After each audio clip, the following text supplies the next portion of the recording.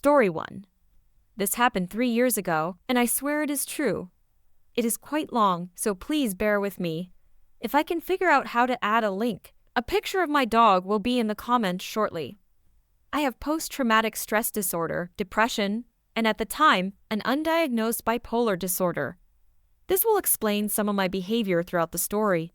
When my conditions worsened, I adopted a 1.5-year-old McNab Collie, a short-haired Border Collie Hound mix, to be my psychiatric service animal. He looks like a small greyhound with a collie's markings, head, and paws. He is incredibly smart and picked up training very quickly. When I would have a panic attack coming, he was trained to perform a very specific signal to get my attention and alert me to sit down while he tried to distract me. This is important later. My wife jokingly calls me a fainting goat because when I panic, I lose consciousness with little notice and drop wherever I am. My job was not safe for my dog to accompany me at the time, so while I was searching for better employment, my wife would look after him. I was working about 15 minutes away from my apartment when I got a panic call from my wife saying my dog had been stolen. Without asking questions, I quickly packed up my bag and jacket and bolted for the door. My manager asked what happened, and I told him my dog had been stolen. He told me to keep him updated. I made it home in 5 minutes, and my wife was outside, sobbing, with our roommate looking like he was ready to confront someone. I asked what happened, and they told me they had been sitting on our enclosed front porch, next to the complex entrance, drinking coffee. It was a sunny day, and McNabs are bred for really hot weather. So my dog was sunning himself on the sidewalk on the other side of the half wall that separates our porch from the sidewalk. All our neighbors knew him, and as a herder, he never went more than 15 feet from his pack and would constantly check in with us. He wasn't wearing his vest or a collar since they were right in front of our place. They hadn't seen him for maybe 15 minutes, and when he wasn't on the sidewalk, they panicked and started asking people if they had seen anything. A guy walking his dog said he saw someone loading a dog matching mine into their car and driving off. That's when they freaked out and called me. I panicked and called emergency services immediately, saying someone had stolen my service animal. In our state, animals are considered part of the family, so stealing a dog is akin to kidnapping and is taken very seriously. There was an officer at our door within 5 minutes, taking our statement, along with a man who saw what happened and was kind enough to wait. The officer put my number in his phone, gave me his card, and said to call if I heard anything. We started wandering the neighborhood, asking anyone outside if they had seen a dog matching mine. Striking out after walking through the surrounding neighborhoods, we began calling every pet store and vet in the area, starting close and working our way out. After 2 hours of calling and being on the verge of passing out, I called one last store I had forgotten about. They told me there was a dog matching mine with a woman who had him on a makeshift lead in the store. I asked the employee to go over, say his name, and hold his hand up like he's signaling someone to halt. He did, and my dog responded as trained by standing up and hugging that arm to get my attention and break me out of an anxiety spiral. I told them to keep the woman there, and I would be there in 2 minutes. On my way, my roommate called the officer, who said he was at an emergency but would call me as soon as he was done. We arrived at the store, and we saw a car matching the dog walker's description in the parking lot. There was a kid, maybe around 10 years old, sitting in the passenger seat with the window down, playing games on his phone. I recognized the car as one from the complex across the street from us. We walked into the store, and I spotted my dog with an impatient-looking woman standing near the counter. I called my dog, and he immediately ripped out of the woman's grasp and bounded over, trying to tackle me. I approached the woman and firmly asked her what on earth she thought she was doing, taking my dog. She made some weak excuse about believing he was a stray and trying to take care of him. I responded with, "Thank you for taking care of him, but what gives you the right to take him?"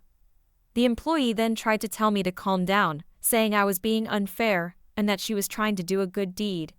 I snapped at him, telling him he wasn't helping and needed to stay out of it. The entitled mother then said, in the snooty tone that some people seem to have perfected, "Well, I asked a bunch of people and tried to see who owned him, but no one answered, so I rescued him." My roommate piped up, saying, "Ma'am, I am 6'3", have bleach blonde hair, and was sitting in the sun just 15 feet from the dog. You did not try hard enough. She started lecturing me about how he looked starved because his ribs were visible, and he seemed so hungry. He has a very high metabolism being a working breed and an allergy to starches, so I make his food at home.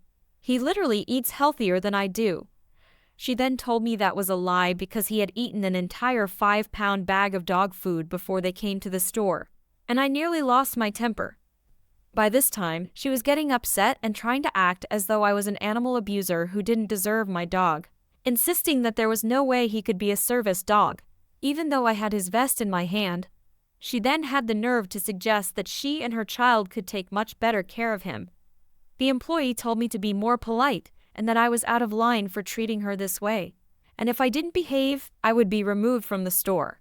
The employee's manager had come out after hearing the commotion and, without knowing any of the situation, threatened to call the police on my roommate and me for harassing this poor woman. I pulled out the officer's card and told the manager I would save him time because the officer had my report, and if he had been there instead of me, the woman would be going to jail for kidnapping. She panicked and hurried out of the store while I was still arguing with the manager. As we were leaving, the employee followed us to the door, and the manager lectured us about treating the woman poorly, adding that I was banned from the store. I ignored him, and we headed home. I called the officer, but in my panic, I had forgotten to get the license plate number, so he told me to keep an eye out for her in the future. My dog got a steak and veggie dinner that night but started throwing up. He spent the next 3 months dealing with the effects of the food he had eaten, itching and chewing himself raw in places.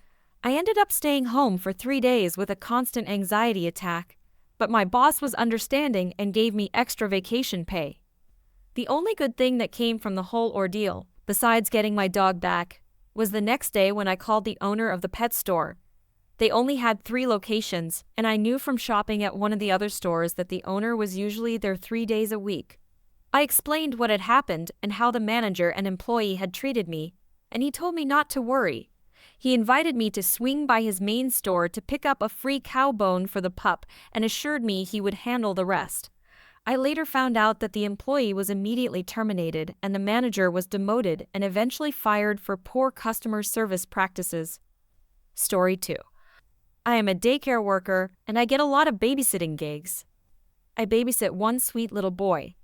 For some backstory, his mother lives with another mom who has 2 children, but they are typically never at the house because their grandmother watches them.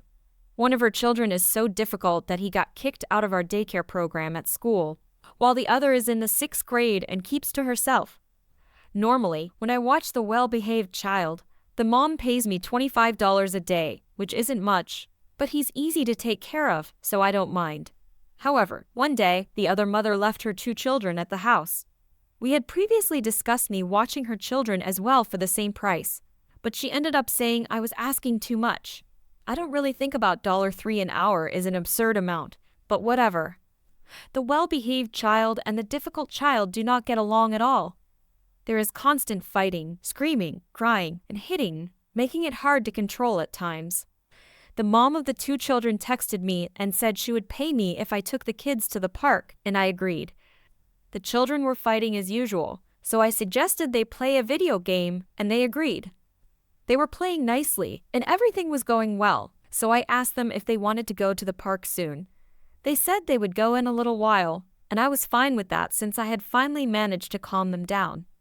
The mother of the 2 children texted me, saying she was on her way home and asked if I had taken them to the park. I told her they weren't ready to go yet, and that they were playing video games. She responded with, "You know that means I'm not paying you, right? Why would I pay you for my kids to stay at my house? Maybe because your child is difficult to manage." I knew we had agreed that I would take them to the park for payment, but I had spent 8 hours there, taking care of her children. I cooked for them, broke up all the fights, and had to deal with the constant noise from the crying and screaming. I was exhausted. I still got paid $25 from the mom of the well-behaved child, and she apologized for me having to deal with the difficult one, but it still makes me upset thinking about it to this day. This probably isn't the most exciting story, but I recently got reminded of it and wanted to share. As I mentioned, I work in child care, so if you would like more stories, let me know. Story 3. I work for a large airline in the United States, and it was a couple of weeks before Christmas, so the terminal was packed with thousands of people. I was working the gate for a flight to Los Angeles, and everyone had boarded except for an unaccompanied minor. When unaccompanied minors travel, their parents must accompany them at all times until we take them onto the aircraft. They are supposed to board first so we can get the child settled in and explain what will happen. I knew for a fact that the parents had checked in over 2 hours before the flight was scheduled to depart, so there was plenty of time. Well, I noticed that they weren't there, so I made an announcement over the terminal's paging system and even called the number listed, but there was no response. I had no choice but to close the flight so it could depart on time.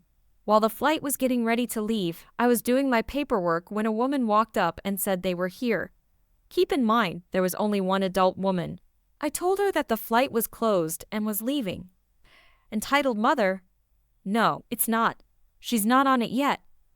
Me. I'm sorry, but it's too late, and we can rebook it for tomorrow. No, it's not supposed to leave until 7:35 p.m. Yes, it's 7:37, and the gate closes 10 minutes early. 7:35 is when it leaves the gate. Well, call it back. She has to be on that flight. At this point, I smelled alcohol on her breath. I'm sorry, we held it as long as possible, and it had to leave. I'll be happy to rebook it for tomorrow. I could see the sheer anger building on her face. She turned around, took 5 steps to the hallway in front of everyone, dropped to her knees, and screamed at the top of her lungs while holding her hands in the air, a total dramatic movie moment. Everyone was staring at her, and I was documenting what she was doing to cover ourselves, fully aware that this was typical behavior for Los Angeles. At that moment, her partner and the child showed up, and she blamed me for the situation. She won't let you on the aircraft to see your grandma. By this time, the child was crying, and her partner was angrily berating me, using every insulting word imaginable. The entitled mother then told me, I hope you feel good that you're not letting her go to the theme park now. I'm sorry, but you were here over 2 hours ago. We informed you that she needed to board first, and when boarding started. Would you like me to rebook it for tomorrow? Her partner then added. Please do that for tomorrow. And what time is it? Same time. I provided them with all the usual information and said, just follow the same process you did today, before sending them on their way. The next day, I was at the gate, dressed in plain clothes, as I was taking the same trip.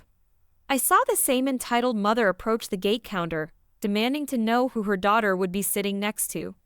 The agents told her they weren't allowed to provide that information, but she wouldn't accept that. Finally, I stepped up and told her that the child would be sitting next to me, right by the other flight attendants, so we could watch over her. We have specific places for unaccompanied minors for this reason. She realized she wasn't going to get anywhere, so the child boarded. The rest of the passengers got on, and I got upgraded to first class, so all was well. We arrived in Los Angeles, and I saw the grandmother there to pick up the child. I apologized to her for the delay and hoped it didn't ruin their theme park vacation. She was cheerful and said it was fine, as they weren't going until the following day. It was supposed to be bonding time with her grandchild. She thanked me for my concern, and off they went. Story 4. I work at an educational fun place geared towards children. Although I am child-free, I wanted to contribute to society by positively influencing children, and some of them are quite delightful. Today, my coworkers and I watched a mom chase after a tantruming, clearly tired little boy all over the place. Part of my job involves decorating the business for the holidays, and naturally, Christmas is a big deal. We make nearly all of our decorations by hand.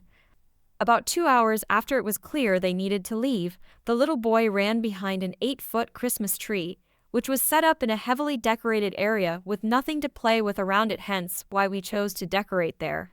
He was running from his mom, hiding, and refusing to go wherever she wanted, just as he had been doing since I first noticed them. Ornaments were falling off the tree, and it was spinning. I was afraid it was going to fall on him, so I jumped up and sternly said, Bud, you need to come out from behind the tree right now. The mom responded, let me handle it. He's only 2. The responsible side of me wanted to say, I don't care about his age, but in the semi-professional environment, I simply said, well, he's destroying our decorations. I walked away but turned around to watch them knock more things over. She eventually grabbed him and used him to shield herself from my gaze as she hurried off. I don't understand why some people think others should just accept their child's destructive behavior because of their age. Perhaps consider a leash if that's what it takes.